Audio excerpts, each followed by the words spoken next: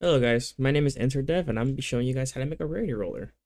You've probably seen this similar format in a game like Box Fruits or some of the tower defense games where you roll for something and it's one of the 5 rarities. So let me show you an example right here. I press roll, I roll a bunch of stuff, and I get anywhere between common and legendary. And look at that, I just got epic. So we're going to be making something like this today. So keep tuned till the end. This is part 1 of the series, and I hope you guys enjoy. Alright, so I just opened up a new Roblox Studio baseplate, and as you can see, there's nothing here as right now. So the first order of business is we're going to go over to Start GUI and make a new one. So go to Start GUI, go to Insert, Insert Object, and you're going to look for Screen GUI. Because we're making a rarity roller, we want to be able to see it, and we want it to be on the local side. The reason why we don't want it on the main side is because that causes a little bit of confusion. And say you're trying to make it so you get an item, we want it to happen to the player, not the server. So this is why we're going to start with a screen GUI on the local side. Once you get screen GUI, we're going to need a frame. Now, if you work with GUIs before, you know what a frame is. A frame is just like a picture. You put a frame and you put something inside of it. So this, we're gonna insert another object, this time into the screen GUI. And you're just gonna type in frame. As you can see, it creates this little guy right here. Now, if you've ever worked with frames before, if you've or not, then this should be pretty easy. If you haven't, I'm gonna go over just a little simply how frames work and how moving it and everything works. So if you go down to your properties, I have it right here. There are 2 types. There are scale and there's offset. And this goes for position and size. What scale does is no matter what your screen size is, it's going to adapt to whoever the screen is. So that means like PC, phone, tablet, all that stuff. Offset is the opposite. Whatever you set it to, that's what it is. So I'll just show an example right here. I'm gonna set scale. Well, actually offset's already bad. I'm gonna set offset to 0, which it already is. Just make sure there's no issues. So like if I make this frame big, right? If you grab the corners, make it super big. If I decide to make my screen smaller, it should, actually that's the position, I'm sorry. Let's go to size. So right here it says offset 5685, offset 476. I'm gonna set this to 0 and the other one to 0. Offset's numbers are a little bit more different. Scale is percentages. So say we want it to take up 50% of the screen. Well, half of 1 would be 0.5. It all goes up to 1. And we'll do it on the same for the Y. And so this is about half of the screen. And so now I turned off offset and I turn on scale. And what this does is once I move the screen, like I did earlier, it adapts to the screen size. And so this is much better than offset. It's a little side note. So once you have this, and this is about as far as I'm going to go into scaling. We're going to really focus on rarities today. Once you have this, we're going to change the color. Maybe change it to a different color. We'll do what I did earlier. We'll do like a purple. So background color 3, and we'll do purple. And this is our little background. And maybe I'll make it a little bigger. Why not? Put it straight dab in the center. Maybe actually a little bigger. I'm very bad when it comes to size, as you can see, but I think that's good. That's nice. Now here's a little trick I like to do, and this is what a lot of games actually do. If you actually go to frame, and let's actually name these while we're at it. Naming things is actually very good practice. You remember what things are, especially when it comes to coding, because when you have to reference an item, you want to be able to know what it's named. And it makes it a lot more easier. So I'm going to name the screen GUI Rarity GUI. And I'm going to name this one, the frame, Rarity Frame. So I know. Now you're going to go to Rarity Frame. You're going to do Insert. And we're gonna insert a part or insert object, and we're gonna look for something called UI corner. Now, UI corner is this very special thing that turns the blockiness of the frame into something a little bit more roundish. You'll see a lot of games use this. Now, I like to do, and I've had to test these a little bit, I like to do 0.28. And what it does makes like a little like roundish, kind of like oval-like square, like the middle between oval-like and squarish. I like this little shape right here. So I'm gonna use that. And so now we have our frame. And now we're gonna insert a few things. The first thing we're gonna insert is inside of the frame, we're gonna insert an object. And we are going to insert a text label. Text label. Yeah, this thing right here is gonna be where we're gonna display the rarities, so like common, uncommon, rare, etc. So I'm gonna put this somewhere at the top, and like I did earlier with the frame, you're gonna also have to turn off the offset. Now this is where I'm gonna introduce you guys to a plugin I actually use. If you guys go into plugins, I have this plugin called, let's see, Auto Scale Lite. Very recommended. What Auto Scale Lite does, if you turn it on, I have it right here. This is what it looks like. What it does is if you actually select any GUI item, like a frame, text label, all that stuff, and you click here where it says scale and offset, or scale where it says position, and you click both of these, what it does is it converts it to scale. So that makes it so you don't have to go into properties and change it this way. And as you can see, it actually does it perfectly, because if I decrease the screen size, it does perfectly. Look at that. And that just makes it so you don't have to do as much work. And that's also in case you forget and you have to change it later. Very useful plugin. Anyway, with these text label, I'm going to do the same thing. I'm going to insert a UI corner, just to make it nice. And we're going to set the same thing, 0.28. Maybe I'll make it a little bit bigger. Oopsie. Make it a little bigger. Put it right at the top here. I'm going to trace the green line to make it in the center, and then it'll be right about there. Now, we're going to do a few things with this text label. First thing I'm going to do is I'm going to make the background color just straight black. Almost like a screen. Straight black. And we're going to do a few things with this. If you saw in my example, I changed the color of some of the things, like common was gray, uncommon was green, rare was blue. All that stuff we're going to do in coding. For this, we're going to just make the default color white. So if we go to text color, we're just going to go straight white. Doesn't really matter where you put the value as long as it's straight down, straight white. Now, as you can see, it's very small. This is really hard to read. There's two ways to fix this. We can either do text size, right? This thing right here. Or we can do text scaled. Now, for some reason, if it added this UI text size constraint, so let me turn that off.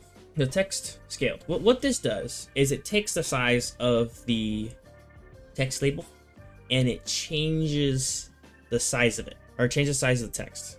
So if I make this smaller, it basically fits to the label, as you can see, like this. If I just do regular text size, like maybe I do text size 50, no matter how big I make this, it's gonna be similar. I like text size because it just is the best. It's the most readable. It's always gonna be the biggest, and it's a very useful tip as well. So we have this. We have label, and I'm going to put a fill word in here because why not? Common or none. Why not? None. This doesn't really gonna matter because once you start rolling, it'll actually say something. So we get the text label, and now we're gonna add one more thing. We go to insert. We are going to make a button, a text button. This will be our button that will roll for us. And so I'm gonna do the same thing. I'm gonna make it big, and I'm gonna click on it, do scale on the unit conversion thingy, and then, you know, since I'm following the UI corner train, I'm gonna do it again. UI corner, set this to 0.28, and next go. Now, I'm going to make the text, I don't know, roll, question mark. And let's go ahead and pretty this up a little bit. Maybe we'll add like a little bit of color here. A little color, background color. Maybe a green, actually. Green looks nice. A little green. Very simple. When you make your roll, you can make it a lot more cooler than mine. I'm actually gonna make this a little bigger. There we go. Roll. There we go. That's nice. This has to be perfect. We have our GUI. And this is as simple as it gets right here. This is all you need to do for the GUI portion. Now, we're going to go to our Rarity GUI here, the screen GUI. And we are going to go to Insert. And we're going to do a local script. Alright, so now we're in the scripting portion. This is going to be our favorite part. Now, there is a lot of things that go into this. But first, we have to get everything in our GUI. Before we even start anything, we want to make sure we create local variables for all of our stuff inside of our GUI. And the first thing we want to do is mention the local GUI itself. So we're going to do local GUI equals script.parent. What this does is, what script.parent is it takes the script, which is right here, the local script, and it takes the parent of it. And the parent of it is Rarity GUI. So we're getting this right here. And let's actually name these real quick so I don't get confused. Let's name the text button. Let's say Rarity button. And we'll do this one Rarity label. Just so everything's named. Local script is fine. Yeah, Rarity button, Rarity label. So that I don't get too confused. So we mentioned the GUI. Now let's mention the frame. So let's do local Rarity frame equals GUI, because we're mentioning the GUI, the one that we just created, local GUI script.parent. So we're mentioning the GUI, and I'm gonna teach you guys a trick here. You're gonna do colon, wait for child, and then you're going to put rare in quotations, Rarity frame. Wait for child. What does this do? Why is this different from me just mentioning GUI.Rarity frame? If you've heard of ping before, I'm sure everyone has, right? You've heard of people having like 100 ping, 200 ping. Occasionally, when you load into Roblox, sometimes not everything loads. And if you're doing a game where you want something to load immediately off of you joining, it can cause a few problems if you just mention something like normal, especially when it comes to people with like slower internet. So what wait for child does is, before going anywhere past this, so we're on line 4 of our code, before going anywhere past this, the script is going to wait until Rarity frame exists. So before even going anywhere else, we're going to wait until Rarity frame exists. And this is really good for just making sure that someone loads in and nothing gets lost.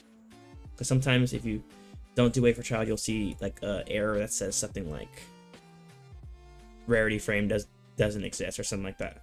And this just solves the issue. Alright, so we're going to do the same thing with other stuff. So we got Rarity frame. Let's go ahead and click here. What else do we have? Rarity button. Local Rarity button equals GUI, wait for child, Rarity. I'm sorry, not GUI. This time we're doing Rarity frame, because Rarity button is actually in rarity frame. It is also in rarity button, but, or rarity GUI, but we just created a rarity frame, so why not? So rarity frame, wait for child, and we're gonna do rarity button. So now we got the rarity button. Now the last thing, we need to get the rarity label. So local rarity label equals rarity frame. Wait for child, rarity label. The reason these both are rarity frame is because rarity button and rarity label are inside rarity frame, as you can see. So now we have all our variables. So I don't know if you've ever seen this, but there are a few things that go into rarity. So like when we're making the rarity roller, we don't just want the numbers or the rarities just to pop up here, here, and there. We want a bit of flavor to it. And there's a few things that go into it. First, we have to figure out how long the roll occurs for. Now, this could be really up to you. You could randomize it. You can make a specific one and then maybe make it really fast or really slow. Or maybe if a legendary comes up, you make it really, really slow. And then at the peak of it, it like flashes all gold and stuff. It really depends on what you want to do. But we're going to do the very simple stuff. We're going to make 3 things that are going to spice up how our rarities are going to work. The first one, we're going to make a variable. This is going to be called roll time. And this is going to be how long you want the roll to occur for. Now, I like about 6 to 8 seconds. 6 or 8 seconds. We'll do 8 seconds so we get the full effect. So, no matter what, this roll is going to occur for 8 seconds. If you really want to make it different, you could do random. And if you guys know how to do random, it's math.random. And the way this works is you pick the minimum value. So 6 would be the lowest, and then the next number would be the highest. So you could do 6 to 10 or 6 to 8. And so that's if you want like it to be random, and that's really up to you. So we're gonna do 8 for me. The next one, and this one is actually really important because it adds to the tenseness. Is tenseness the right word? Maybe. It adds to the flavor. I like the word flavor. This one I like to call interval. So what interval is, and I'm gonna set this to very, very, very low. 2 seconds. Yeah. Now let me preface this. Interval is very important, as I said again. I said it twice. So what this does is every time the rarity roller switches to a different rarity, like say it goes from common to epic to uncommon to legendary, and that'll all be randomized as well. It like switches between. This will be the interval between each switch. And right now I set it to 0.02 because this is about like as fast as you would see in like most games. And in the future, in a future video, we're gonna tweak this a little bit. And one of the ways we're gonna tweak it is between each interval, we're going to make it go up. So it's gonna go up very slightly. It's like 0.025, and then 0.3, 0.35, 0.4. And what that does is every time it slows down because you want to add to the intensity of, oh my god, what am I gonna get? What am I gonna get? What am I gonna get? What am I gonna get? And if it's going too fast, right? There's no good feeling. Like you want it to be something to have. You want to feel like you're really getting something. And this interval is really gonna help us. Next thing is index. And if you've ever worked with for loops, with indexes, like you've ever worked for I, E, and pairs, all that stuff, right? I is the index. And this is going to come very handy. We're going to create our rarities in a table. So you're going to do local rarities equals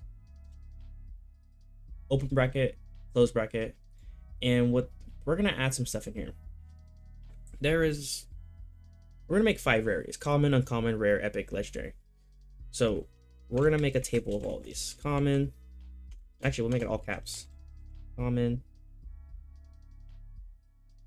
uncommon, and make sure you separate each of these by a comma, just so each one has a value. rare, epic, and legendary. This is very important. Remember how I said we're going to switch between rarities super fast? This is how we're going to do it. It's going to take this, the index, and this table. If you've worked with tables before, they work like this. Each value has an index starting at index 1, common. Index, in fact, I should make this 1. Starting index 1, common, index 2, uncommon, index 3, rare, 4, and 5. Those are our indexes. The way we're going to do it is every time we switch between a rarity, we're going to make index a random value. Index equals map that random. Same thing we did with the roll time. If you guys want to do that, we're gonna make it a random value. So that's gonna be our switching. Now, the last thing we're gonna do before we end the video for the next part is we're gonna do rarity colors. We're gonna make another table. We're gonna call this rarity colors table. Now, unlike this, we're actually going to drop this down a line so that it's cleaner. I'll show you why. We're gonna drop this down. This is actually the exact same as this table, but there's a reason I'm doing it this way. You are going to type each rarity and we're gonna do all caps. We're gonna keep it the same as this so we don't get confused. Common equals color 3 dot from RGB, and common is I would say like a grayish color, so I'm gonna make this like kind of like something, increase the brightness a little bit, something like that, like a grayish color. Oh, by the way I did that is when you type color 3 dot from RGB, there is this color wheel right here. If you click it, you get to this page, and that's how you're able to change the color. That's so you don't have to mess with any of these numbers, because that can be kind of a pain. So what did I just do?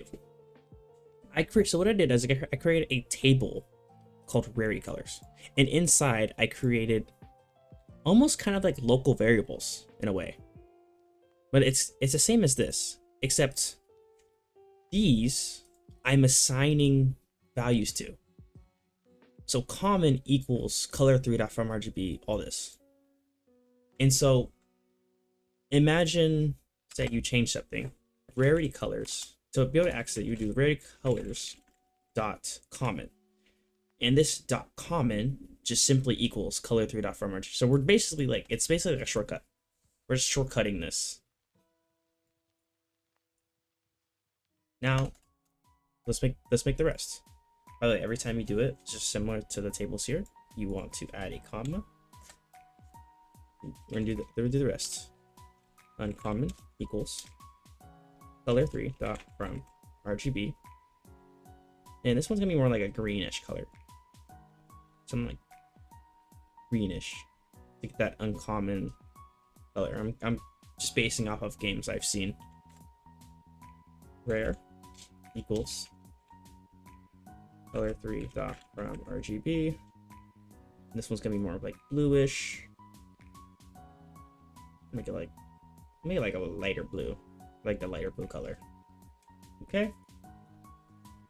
We're gonna do epic equals color 3 dot from RGB, and this one be more like a purplish color, right? Like purple. There we go. And then the last one, of course, is going to be legendary. And this will, of course, be gold. Somewhere up here. Nice. So now we've made our rarities. Now, in the next video, we're going to obviously finish most of this, but in the next episode, we're going to make functionality to the button and make it the button basically roll the rarities. So I look forward to that, and I will see you guys in the next video. Thank you for watching, and see you. Bye.